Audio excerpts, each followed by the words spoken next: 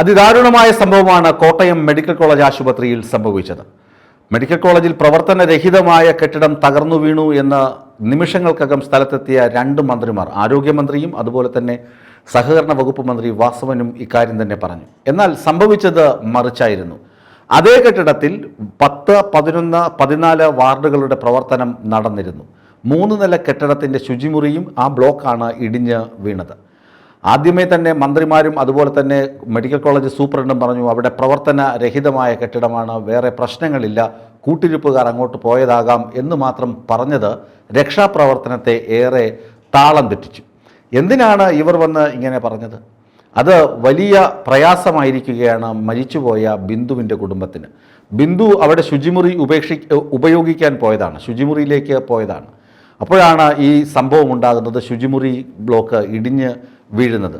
ഈ യുവതിയുടെ മകൾ നിലവിളിച്ച് കരയുന്നുണ്ടായിരുന്നു അമ്മയെ കാണാനില്ല എന്ന്. അപ്പോഴും ആളുകൾ ഈ നിലവിളിക്ക് കാതോർത്തില്ല. മന്ത്രിമാരുടെയും അതുപോലെ തന്നെ അധികൃതരുടെയും വാക്കുകൾ കേട്ട് ഒന്നും മിണ്ടാതിരുന്നു, അല്ലെങ്കിൽ രക്ഷാപ്രവർത്തനം കുറച്ച് വൈകിക്കുകയായിരുന്നു.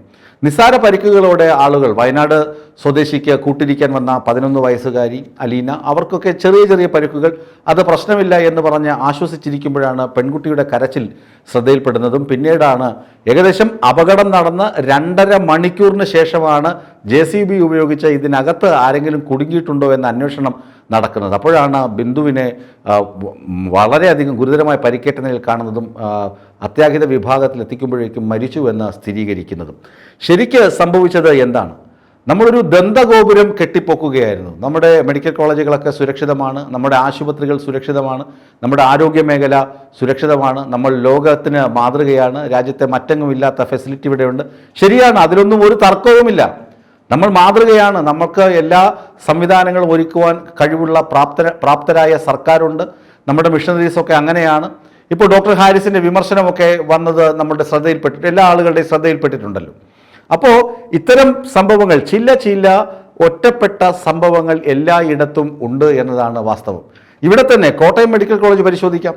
കോട്ടയം മെഡിക്കൽ കോളേജ് ആശുപത്രിയിൽ ഈ കെട്ടിടം ഉപയോഗശൂന്യമാണ്, കാലപ്പഴക്കം കൊണ്ട് ഏത് നിമിഷവും ഇടിഞ്ഞു വീഴാവുന്നതാണ് എന്ന് എല്ലാവർക്കും അറിയാമായിരുന്നു. അങ്ങനെ കിഫ്ബിയുടെ ഫണ്ട് ഉപയോഗിച്ച് പുതിയ കെട്ടിടം പണിത് അങ്ങോട്ടേക്ക് പ്രവർത്തനങ്ങൾ മാറ്റിയിട്ടില്ല. പ്രവർത്തനങ്ങൾ മാറ്റുന്നതിന് മുമ്പേ തന്നെ പറയുകയാണ് അവിടെ ഒഴിഞ്ഞു കിടക്കുകയാണ്, അവിടെ പ്രശ്നങ്ങളൊന്നുമില്ല എന്ന് ഇവർ വിളിച്ചു പറയുകയാണ്. 2 മന്ത്രിമാരാണ്, ഉത്തരവാദിത്വമുള്ള 2 മന്ത്രിമാരാണ്. ഇവർ നിമിഷങ്ങൾക്കകം അവിടെ എത്തി, അതൊക്കെ വളരെ നല്ല കാര്യം തന്നെയാണ്. പക്ഷേ അവിടെ എത്തിയ ആളുകൾ കൃത്യമായി കാര്യം പഠിക്കാതെ, എന്താണ് അവിടെ സംഭവിച്ചത് അത് കൃത്യമായി മനസ്സിലാക്കാതെ പെട്ടെന്ന് തന്നെ പറയുകയാണ് അവിടെ ആളുകൾ കുടുങ്ങിക്കിടക്കാൻ സാധ്യതയില്ല, അത് ഉപയോഗശൂന്യമായ കെട്ടിടമാണ്. പിന്നെ പറയുന്നു, മന്ത്രി വാസവൻ പറയുകയാണ് അങ്ങോട്ടേക്ക് കൂട്ടിരിപ്പുകാർ പോകേണ്ട വല്ല ആവശ്യമുണ്ടോ, അവരങ്ങോട്ട് പോയത് കൊണ്ടല്ലേ പ്രശ്നമുണ്ടായത് എന്ന് പറഞ്ഞ് മാധ്യമങ്ങളുടെയും അതുപോലെ തന്നെ രക്ഷാപ്രവർത്തനത്തിനെത്തിയ അഗ്നിരക്ഷാസേനയുടെയും അങ്ങനെയുള്ള ആളുകളുടെയൊക്കെ ശ്രദ്ധ തിരിച്ച് മറ്റു വഴിക്ക് വിടുകയാണ് ഇവർ ആദ്യം ചെയ്തത്. അത് ഗുരുതരമായ വീഴ്ചയാണ്. അതുകൊണ്ടാണ് ചാണ്ടി ഉമ്മനെ പോലെ വളരെ സൗമ്യപ്രകൃതനായ നേതാവ് പോലും അവിടെ നിന്ന് ചങ്ക് പൊട്ടി മുദ്രാവാക്യം വിളിച്ചു പോയത്.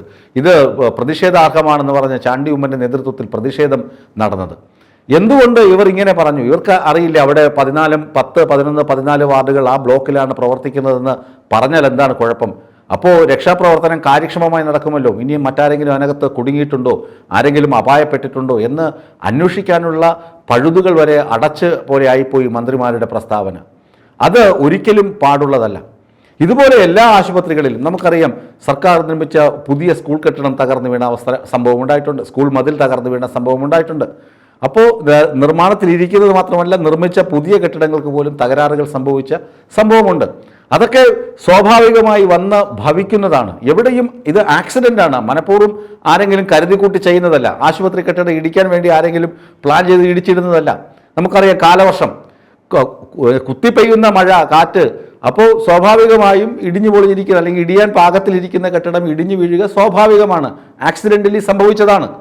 അത് പറയുന്നതിന് പകരം ആരെങ്കിലും അതിനകത്ത് കുടുങ്ങിയിട്ടുണ്ടെങ്കിൽ എത്രയും പെട്ടെന്ന് രക്ഷിക്കണം എന്ന് പറയുന്നതിന് പകരം ഇല്ല, അവിടെയൊന്നും ആരുമില്ല, അവിടെയൊന്നും ആരും പോകാറില്ല, അതൊക്കെ പൂട്ടിക്കിടക്കുന്ന കെട്ടിടമാണ്, പ്രശ്നങ്ങളൊന്നുമില്ല എന്ന് വന്ന് ആരോഗ്യമന്ത്രിയും അതുപോലെ തന്നെ കോട്ടയം ജില്ലയുടെ ചുമതലയുള്ള മന്ത്രിയും കൂടി വന്ന് പറയുമ്പോൾ അത് എന്തുമാത്രം തെറ്റിദ്ധരിക്കപ്പെടും. മാധ്യമങ്ങളിലൂടെ ഇത് അറിയുമ്പോൾ കുഴപ്പമൊന്നുമില്ല, മൂടി വയ്ക്കാൻ വേണ്ടിയുള്ള ശ്രമമായിരിക്കാം.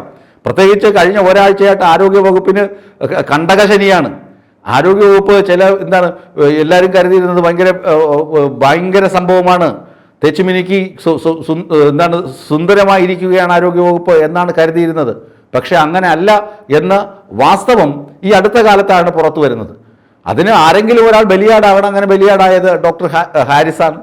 അത് ഒരു വഴിക്ക് അങ്ങനെ പോകുന്നു. അതിൻ്റെ അന്വേഷണവും അതിൻ്റെ നടപടിക്രമങ്ങളും അതൊക്കെ വിലക്കും താക്കീതുമൊക്കെ അതൊരു വഴിക്ക് പൊയ്ക്കൊണ്ടിരിക്കുന്നു. അപ്പോഴാണ് കോട്ടയം മെഡിക്കൽ കോളേജിൽ നിന്ന്, അതാണ് പറയുന്നത്, സത്യം എല്ലാ കാലത്തും സ്വർണ്ണത്തളിക കൊണ്ടൊന്നും മൂടി വയ്ക്കാൻ പറ്റില്ല. ഇങ്ങനെ ചില പ്രശ്നങ്ങൾ ആരോഗ്യ മേഖലയിലുണ്ടെന്ന് ആരോഗ്യമേഖല വകുപ്പ് സമ്മതിക്കുക തന്നെ വേണം. എന്നിട്ട് അതിന് അടിയന്തര പരിഹാരമാണ് വേണ്ടത്. കിഫ്ബി പണം കൊണ്ട് കെട്ടിടം കെട്ടി, എന്തുകൊണ്ട് ഉടനെ തന്നെ ആളുകളെ മാറ്റിയില്ല? വീണ്ടും ഈ 3 വാർഡുകളുടെ പ്രവർത്തനം, മെഡിക്കൽ കോളേജിൽ സ്വാഭാവികമായി നിങ്ങളൊക്കെ പോയിട്ടുണ്ടാകുമല്ലോ, ആശുപത്രികളിൽ പോയാൽ അറിയാം എന്തുമാത്രം തിരക്കാണ്. തിരുവനന്തപുരത്ത് മെഡിക്കൽ കോളേജിൽ മാത്രമല്ല, എല്ലാ മെഡിക്കൽ കോളേജുകളിലും സർക്കാർ ആശുപത്രികളിലും നല്ല തിരക്കാണ്. പ്രത്യേകിച്ച് ഇപ്പോൾ പനിക്കാലം, അതുപോലെ പകർച്ചവ്യാധികളുടെ കാലമൊക്കെ ആയതുകൊണ്ട് നല്ല തിരക്കാണ് ആശുപത്രിയിൽ, എല്ലാ ആശുപത്രികളിലും.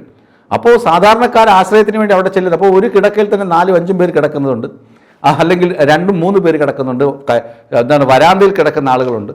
അപ്പോൾ ഇവർക്ക് 10, 11, 14 വാർഡുകൾ ഈ കെട്ടിടത്തിൽ പ്രവർത്തിക്കുന്നുണ്ടായിരുന്നു. ഏകദേശം 70ഓളം ആളുകൾ, ഈ കെട്ടിടം തകരുമ്പോൾ 70ഓളം ആളുകൾ ആ കെട്ടിടത്തിൽ ഉണ്ടായിരുന്നുവെന്നാണ്. 3 നില കെട്ടിടമാണ്.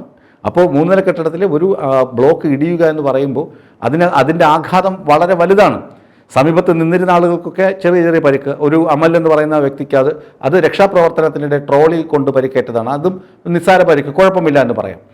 പരിക്കേറ്റവരൊക്കെ ചികിത്സിച്ചു, പരിക്കേറ്റവർക്ക് സൗജന്യ ചികിത്സ, അതൊക്കെ സ്വാഭാവികമായി നടക്കുന്ന നടപടികളാണ്. പക്ഷേ ജീവൻ നഷ്ടപ്പെട്ടതിന് എന്ത് പറയും? ഒരു പക്ഷേ എങ്കിൽ ഈ 2.5 മണിക്കൂർ വൈകാതെ ഇരുന്നുവെങ്കിൽ, കെട്ടിടം ഇടിഞ്ഞപ്പോൾ തന്നെ മന്ത്രിമാർ സ്ഥലത്തെത്തി രക്ഷാപ്രവർത്തനത്തിന് പെട്ടെന്ന് ഇതൊക്കെ മാറ്റൂ, ആളുകൾ അകത്തുണ്ടോ എന്ന് അന്വേഷിക്കൂ എന്ന് പറഞ്ഞ് ചടുലമായ സംഭവങ്ങൾ ചെയ്യുന്നതിന് പകരം അവിടെ എങ്ങും ആരുമില്ല, അത് ഉപയോഗശൂന്യമായ കെട്ടിടമാണ് എന്ന്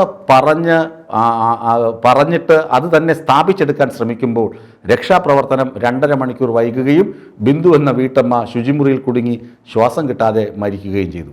അപ്പോൾ ഈ ശരിക്കും പറഞ്ഞ ഈ മരണത്തിന് ഉത്തരവാദി ആരാണ്? കെട്ടിടം ഇടിഞ്ഞു വീണ ആക്സിഡൻ്റാണോ മരണത്തിന് ഉത്തരവാദി? അവരെ രക്ഷിക്കാനുള്ള സാധ്യത മുഴുവൻ തടഞ്ഞു വെച്ചു.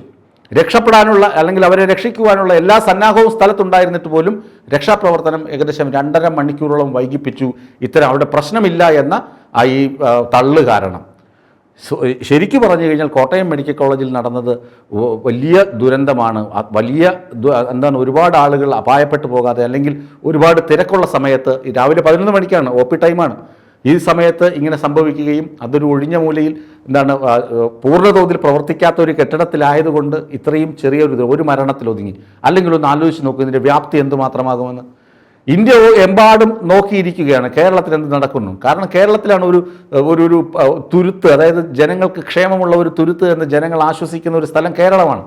ആ കേരളത്തിൽ ഇങ്ങനെ ഉണ്ടാകുമ്പോഴാണ് വിമർശനങ്ങൾ 10 മടങ്ങ് ശക്തിയോടുകൂടി സർക്കാരിനെതിരെ ഭണം വിടർത്തുന്നത്. അതുകൊണ്ട് സർക്കാർ ഇത് അവധാനതയോടെ കണ്ട് കൃത്യമായ നടപടികൾ സ്വീകരിക്കണം. അല്ലാതെ ഇത് ഞങ്ങൾ ഇങ്ങനെ ചെയ്തു അങ്ങനെ നിങ്ങൾ പറയരുത്, ഈ തരത്തിൽ ഉഡായിപ്പ് ന്യായങ്ങൾ പറഞ്ഞ് ഇതിൽ നിന്ന് തലയൂരാൻ ശ്രമിക്കരുത്. അവിടെ ചെന്ന 2 മന്ത്രിമാർ ഇങ്ങനെ പറയാതിരുന്നുവെങ്കിൽ രക്ഷാപ്രവർത്തനം വേഗത്തിലാക്കൂ എന്ന് പറയേണ്ടതിന് പകരം ഇവിടെ പ്രശ്നമില്ല എന്ന് പറഞ്ഞത് കൊണ്ട് മാത്രം 2.5 മണിക്കൂർ രക്ഷാപ്രവർത്തനം വൈകുക എന്ന് പറഞ്ഞു കഴിഞ്ഞാൽ അത് വളരെ വേദനാജനകമാണ്. ബിന്ദു എന്ന വീട്ടമ്മയുടെ മരണത്തിന് ഉത്തരവാദിത്വം ശരിക്കു പറഞ്ഞാൽ സർക്കാരും ഏറ്റെടുക്കേണ്ടതാണ്.